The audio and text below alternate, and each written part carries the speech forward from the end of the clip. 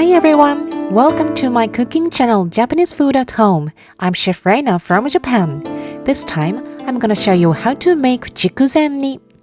Chikuzenni is made by braising chicken and root vegetables, and this is one of the typical dishes to celebrate New Year.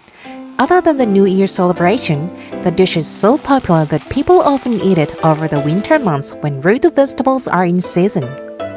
Alright then, let's check the ingredient list. We're gonna use chicken thigh, lotus root, burdock, carrot, shiitake mushrooms, and snow peas.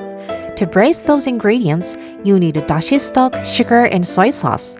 Neutral oil is to stir-fry the ingredients in before braising. Mirin can be added to glaze the ingredients, but this is optional. So now, let's start by preparing the snow peas. In Japanese cuisine, dishes are likely to be brownish as soy sauce is often used. Because of that, the green-colored ingredients are rarely appreciated as they brighten the dishes. Therefore, to keep these snow peas green, we won't braise them with the other ingredients, but blanch them and set aside until plating. First, remove the strings from the pods. Hook your fingernail on the pointed tip opposite the stem end, and pull the string back towards the stem end. Keep going, tear off the stem end, then keep pulling it back to the pointed tip along the other side. This way, the string can be removed in a series of motions. If the string breaks in the middle, just start over from the stem end like this. When the pod is too tough to tear off the stem end by hand, go ahead and use a paring knife or kitchen scissors. To blanch the snow peas, prepare a pot of water and bring it to the boil. Add 1% of salt and dissolve. When it comes to a full boil, add the snow peas and cook for 30 seconds or so. Please do not cook them for too long or the crisp texture will be gone. After that, immediately transfer them into an ice bath to preserve the bright green color. The color tends to fade away at lukewarm temperatures, so make sure to chill them thoroughly. Next, pat them dry with a paper towel, pile up the pods, then cut them in halves diagonally. Keep them in the fridge until ready to serve. So now, let's work on the lotus root. Peel it with a vegetable peeler, just like you do for potatoes. Next, cut off the discolored end. Then halve it lengthwise. Lay a half with the flat side facing down to stabilize it. Then cut into 7 to 8 mm slices, that is approx 0.3 inches. If the slices still seem too large, halve them into quarter circle slices. Soak them in water to prevent discoloration. Next, work on the burdock. Like I did in my earlier video on pork miso soup, please wash off the soil beforehand. And now, I'm gonna cut this using the roll cut method, just like the sweet potatoes in my previous video. First, cut off the discolored end, then cut the burdock diagonally to make a bite-sized piece. Next, make a quarter turn so the cut side faces up, then cut it diagonally again. Repeat this process. This cutting method is called rangiri in Japanese cuisine, and is often used for root vegetables. Burdocks discolor very soon, so put the processed pieces in water right away. Next, work on the carrot. It is the most likely to fall apart during braising, so in this recipe, it's not peeled to keep the shape, except for any dirty or deteriorated parts on both ends. And then cut it in the same way as the burdock. As you can see, carrots are normally thinner at the bottom and thicker at the top, so you should adjust the angle of the knife according to the thickness in order to make each piece almost the same size. Alright, next, let's work on the shiitake mushrooms. First, cut the woody stems off the caps. You can add the stems to the dish if you thinly slice them, but for today, I'm gonna use them for the dashi stock, so please keep them aside. As for the caps, half or quarter them if large. Mine are not that large, so I'm gonna cook the caps whole. By the way, have you ever seen shiitake mushrooms with a decorative cut on their caps? Let me show you how to do that. First, make 3 shallow cuts in a radial pattern like a snowflake as guidelines.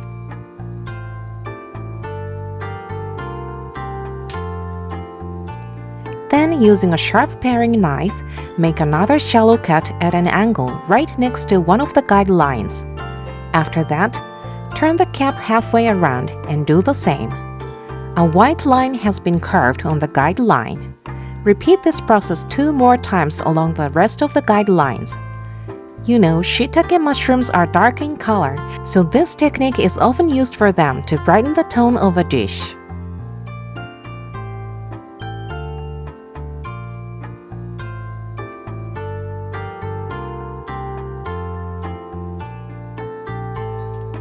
Alright, once your mushrooms are ready, let's work last on the chicken thigh. To avoid cross-contamination, I always make raw meat or fish the last thing I cut. So now, lay the chicken on the cutting board. If the skin is wrinkled, stretch it with your hands. Next, turn it over and remove excess fat as necessary. Then cut off excessive parts of the skin. The skin will shrink as it cooks, so cut it a little larger than the lean meat to allow for shrinkage. You can also remove the skin entirely if you want to.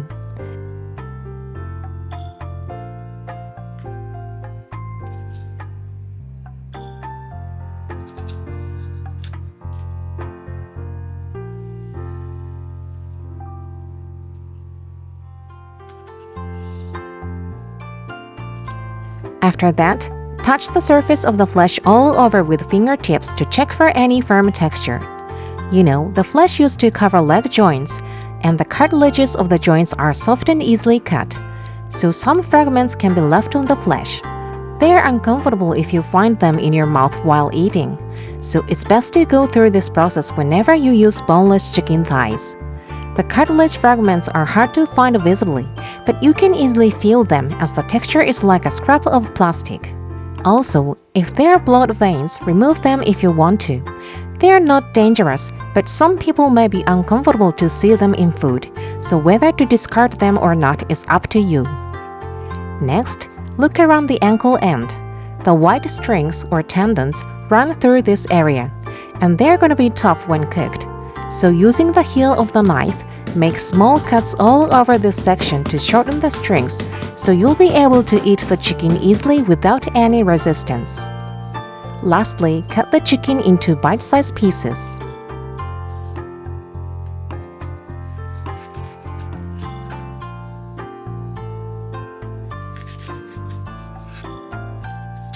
Now the ingredients are ready. Before cooking them, let's prepare the dashi stock.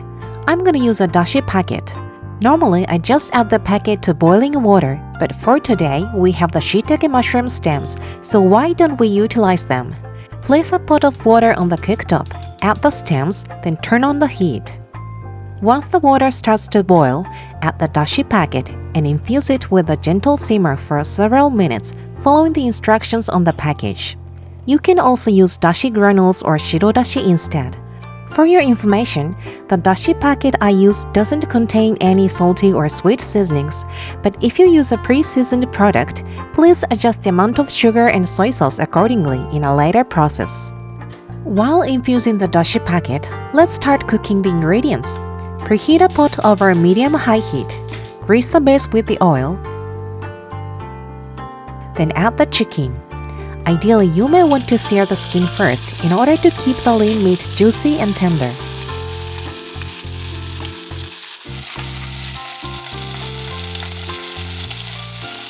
When the skin starts to brown, add the root vegetables and shiitake mushrooms.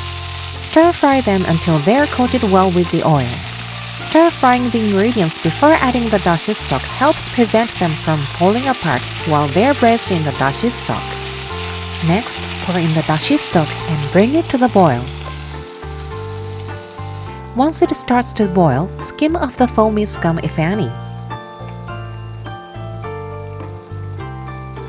After that, add the sugar and mix in. Then cover with an otoshibuta.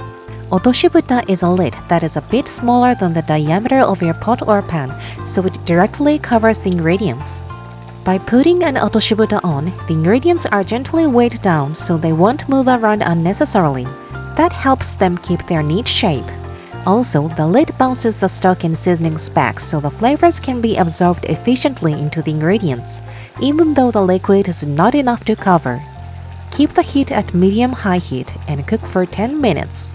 When you remove the lid, you should put an oven mitten on just in case, and then drizzle in the soy sauce and start to combine.